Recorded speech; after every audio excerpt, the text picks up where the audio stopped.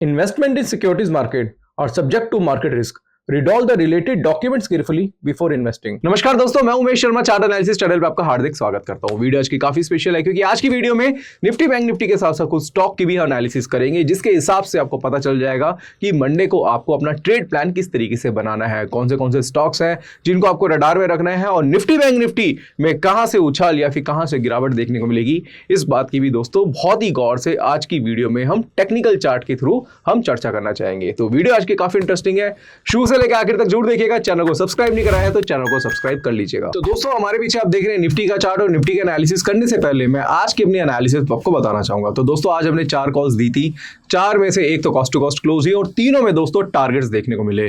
तो आज का दिन भी कल के दिन की तरह बिल्कुल अच्छा था। कल भी हमारी 100% की एक्यूरेसी थी, आज भी दोस्तों हमारी 100% की एक्यूरेसी आई है। तो मैं आपको आज एक स्ट्रेटेजी बताना चाहूंगा किस तरीके से आप इंट्राडे में ट्रेड करके भी मुनाफा कर सकते हैं। बट सबसे पहले बात करेंगे मंडे मार्केट की और लेके जाएंगे आपको निफ्टी के चार्ट पे। तो निफ्टी का चार्ट हम जल्दी से देखते हैं, और निफ्टी का दोस्तों हम यहाँ पे 15 मिनट का चार्ट हमने आपके लिए लगाया हुआ है। तो अगर आज की बात करें तो कल तो बाजार में बड़ी तेजी देखने को मिली थी, बट अगर आज की बात करें तो आज का जो बाजार था वो बिल्कुल कंसोलिडेट था, बिल्कुल कुछ भी बाजार में आज देखने को नहीं मिल रहा था। तो सबसे पहले बात करेंगे निफ्टी की। तो निफ्टी में ही अगर आप देखेंगे तो ये पूरा कंसोलिडेशन जोन है।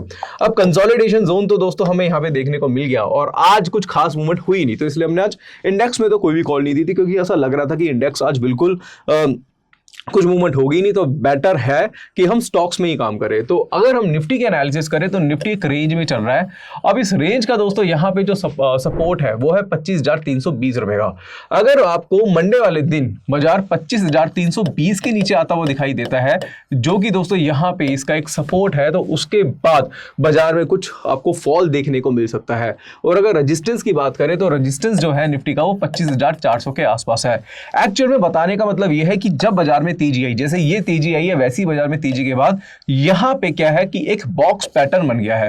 अब ये बॉक्स के ब्रेकआउट के बाद तो यहां पे तेजी आपको देखने को मिल सकती है, क्योंकि इसको आप फ्लैग पैटर्न भी बोल सकते हैं। फ्लैग में क्या होता है, एक पोल होता है और उसके बाद बाजार कंसोलिडेट होता है, और यहां से अगर ये सपोर्ट ब्रेक होता है तो यहां पे आपको एक बड़ी गिरावट भी देखने को मिल जाती है। तो मेरे हिसाब से अगर आपको मंडे को ट्रेड प्लान करना है तो 25,400 के ऊपर ही निफ्टी बाय करने की सोचना, उससे पहले निफ्टी बाय करने की बिल्कुल भी मत सोचना, उसके बाद आपको नुकसान हो सकता है अगर आपने पहले अगर बाइंग करने की कोशिश करी। और अगर बाजार 25,320 के नीचे सस्टेन करता है तो फिर तो बाय की भूल जाना, वहां से आप शॉर्ट सेल करके पैसा बना सकते हैं, यानी कि सेल अपॉर्चुनिटी वहां से फाइंड कर सकते हैं। अगर हम और भी थोड़ा सा डिस्कस करें इसको और बड़े टाइम फ्रेम पे लेके जाए तो 1 आवर का चार्ट मैं आपको यहां पे दिखाना चाहूंगा निफ्टी में। तो निफ्टी के 1 आवर के चार्ट में आपको एक चीज और समझ में आएगी, वो ये है कि भैया निफ्टी का एक रेजिस्टेंस लेवल है। ये क्या है, एक रेजिस्टेंस है। अभी रेजिस्टेंस के ऊपर कहने को तो ब्रेकआउट देखने को मिल चुका है, काफी लोग मैसेज भी कर रहे थे कि यार ब्रेकआउट हो गया है, वॉल्यूम के साथ ब्रेकआउट हुआ है, बुलिश मोरोबुसु कैंडल देखने को मिली है। बट दोस्तों एक चीज का और ध्यान रखना, वो ये है कि ब्रेकआउट तो हुआ है, ये क्या है, ब्रेकआउट का लेवल था 25,400 350 का, पर सस्टेन नहीं करा। अगर आप देखेंगे तो मार्केट जो है ब्रेकआउट के बाद तो लगातार बेरिश कैंडल आपको ज्यादातर देखने को मिलेगी। और लास्ट जो कैंडल है, अगर आप लास्ट कैंडल की बात करेंगे तो उसने तो क्लोजिंग जो है वो रेजिस्टेंस के नीचे करी है। कहने का मतलब ये है कि अगर आप देखते हैं कि एक रेजिस्टेंस है, तो रेजिस्टेंस के ऊपर अगर कैंडल्स बन रही है, अगर आपको लाल हरी कैंडल देखने को मिल रही है तो सस्टेन तो करना चाहिए। बट हुआ क्या, लास्ट में बेरिश कैंडल बनी है और बेरिश कैंडल की जो क्लोजिंग है वो इस रेजिस्टेंस लेवल के नीचे है। तो कहने का मतलब ये है कि भाई मंडे को बाजार अगर वापस से 25,400 के ऊपर जाता है, बुलिश कैंडल बनाता है, हरी कैंडल बनाएगा यहां पे इस तरीके से, तो फिर दोस्तों आपको मंडे को बाजार हरा हरा दिख सकता है। अगर बाजार, कहने का मतलब यह है कि अगर बाजार में फिर से बेरिश कैंडल देखने को मिलती है तो मेरे हिसाब से 25,400 का एक स्टॉप लॉस आप मेंटेन करके शॉर्ट पोजीशन बना के चल सकते हैं। अब यहां पे अगर 25,320 के नीचे बाजार जाता है, थोड़ा ट्रेड कराता है, तो मेरा ट्रेड प्लान मंडे को हो सकता है कि मैं सेल करूं और स्टॉप लॉस जो है वो 25,400 के आसपास का मेंटेन करूं, जिसके थ्रू मैं अच्छा खासा पैसा शायद मंडे को ट्रेड करके कमा सकता हूं। तो ये तो हमारी एनालिसिस है दोस्तों, जो कि मंडे मार्केट के लिए है। बट ध्यान रखना, लेवल्स वही है दोस्तों, 25,400 के ऊपर बाजार बुलिश है, आप लिख सकते हैं, और 25,320 के नीचे बाजार बेरिश लगता है। अगर आप 400 के ऊपर बाजार जाएगा तो एसएल आप 25,320 का स्पॉट मार्केट के हिसाब से रख सकते हैं, और अगर 320 के नीचे जाता है तो एसएल जो है वो 25,400 के आसपास रख सकते हैं। तो इन दोनों के हिसाब से अगर आप ट्रेड प्लान करेंगे तो पैसा आपको बनने के ज्यादातर चांसेस हो सकते हैं। दूसरा, अब यहाँ पे मैं निफ्टी के साथ साथ बैंक निफ्टी का एनालिसिस करूंगा, फिर जल्दी से जाएंगे हमारे बड़ी इंटरेस्टिंग कॉन्सेप्ट है जो है स्टॉक एनालिसिस। और स्टॉक्स में आजकल देखेंगे तो रिजल्ट काफी अच्छे आ रहे हैं, मैं उसके बारे में बात करूंगा आगे। तो आप चलते हैं दोस्तों बैंक निफ्टी की तरफ। और बैंक निफ्टी में भी अगर आप देखेंगे तो जो मैं समझाने की कोशिश करूंगा उसको बिल्कुल ध्यान से समझिएगा।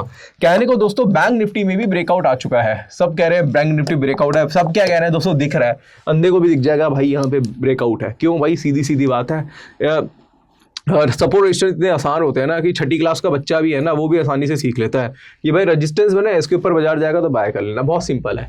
बट कहने का मतलब दोस्तों यह है कि सस्टेन भी होना चाहिए।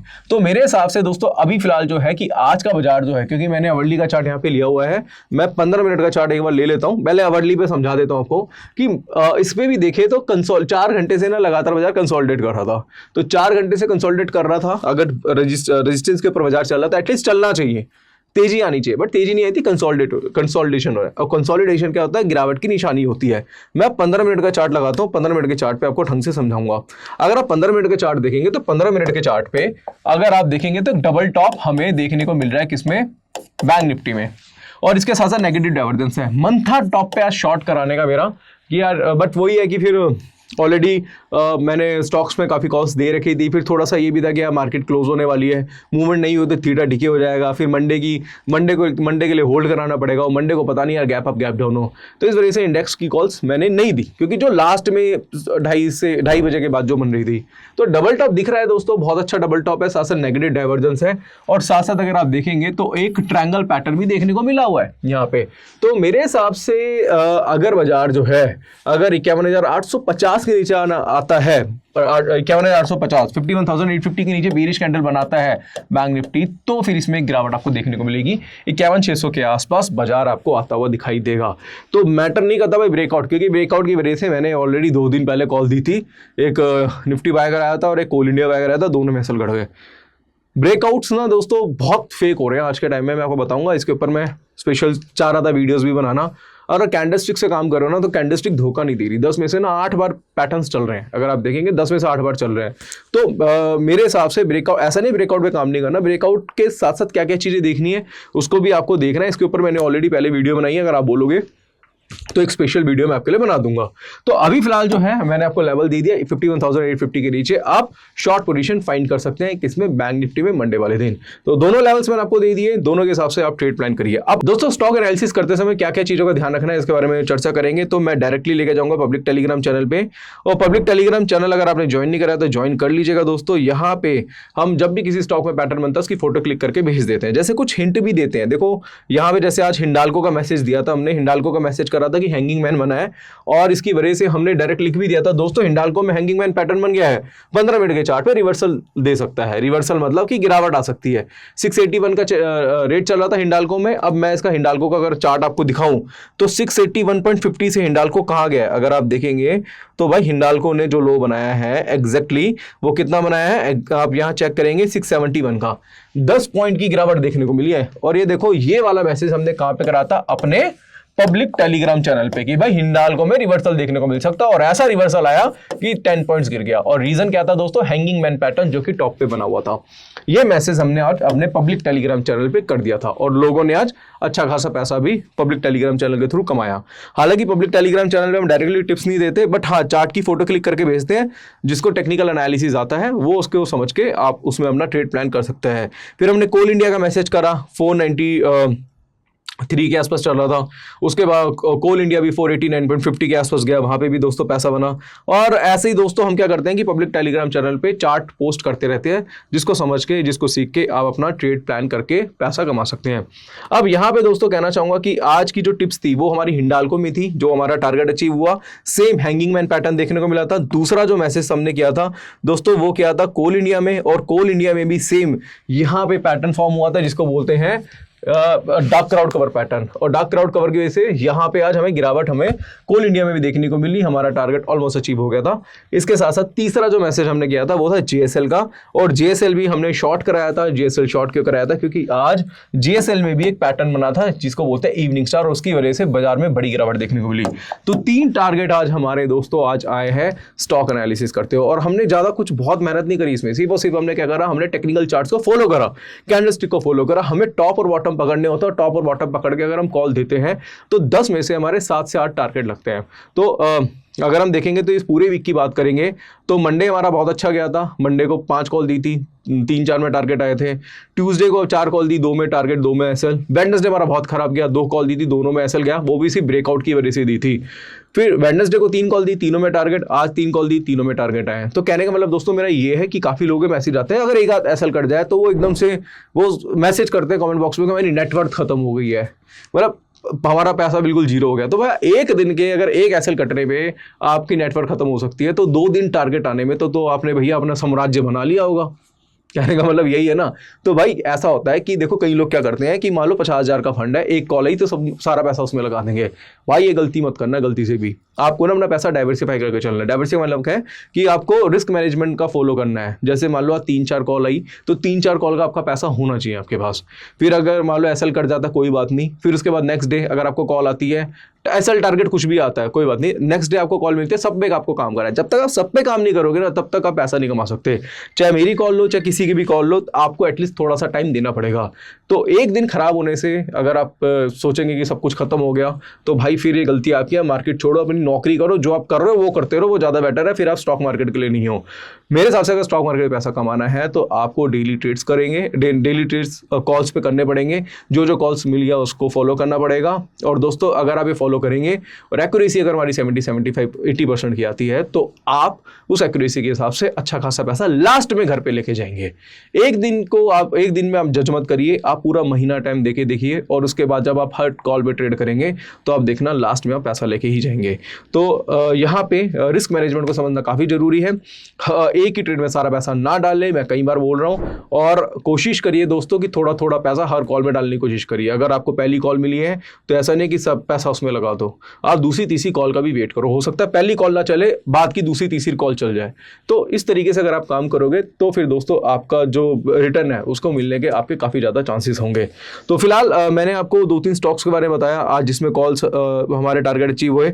बाकी कोल इंडिया के बारे में एक चीज़ और आपको बताना चाहूँगा कि कोल इंडिया को अगर आप देखेंगे यहाँ पे तो कोल इंडिया एक चीज़ मैं बताना ही चाह रहा था आपको कि कोल इंडिया में ना एक यहाँ पे ब्रेकआउट था अगर आप देखेंगे और दूसरा ब्रेकआउट यहाँ पे था। तो ब्रेकआउट के ऊपर कभी भी रिवर्सल कैंडलस्टिक पैटर्न मिलता है तो उसका रिजल्ट बहुत ही ज्यादा अल्टीमेट होता है।